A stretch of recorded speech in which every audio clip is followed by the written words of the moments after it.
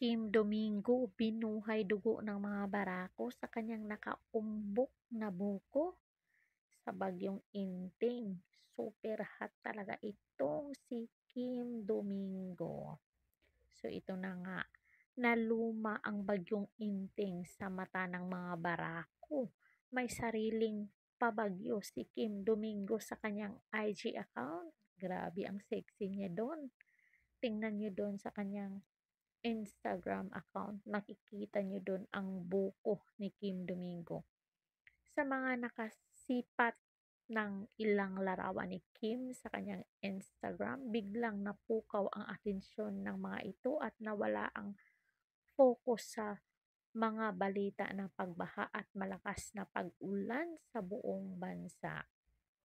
Hindi lang nakaluwa kundi nakahambalang ang malalaking bola sa dibdib ni Kim Domingo.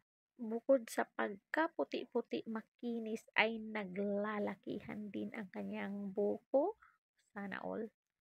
Masisipat sa larawan na nakasilip ang mga pakwan ni Kim sa suot nitong blazer na walang panloob. Kung makita nyo lang talaga doon. Inipit pa ng aktres ang mga ito na lalong nagpabilog sa kanyang mga alaga. Mabuang ako nito eh. Idinagdag pa ang napakagandang mukha ng batang Quiapo star at ang mapupulan niyang labi na lalong nagpatingkad ng kanyang walang kapares na sex appeal. Imposibleng hindi tablan ang sinuman sa surang ito ni Kim Domingo. Pwedeng magpainit sa malamig na panahon ng mga kilot. Ang mga ganitong post ni Kim sa gitna ng pananalansa ng bagyo ay sapat na para maibsan ang pagkabalisa ng mga barako na nararanasang kalamidad ngayon. Anong sa inyo dito mga marites? Tatawa ako dito eh. Grabe naman kasi yung buko ni Kim Domingo.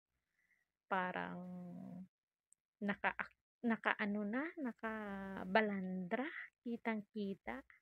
So, comment down kayo dyan mga marites kung nainggit kayo sa buko ni Kim Domingo.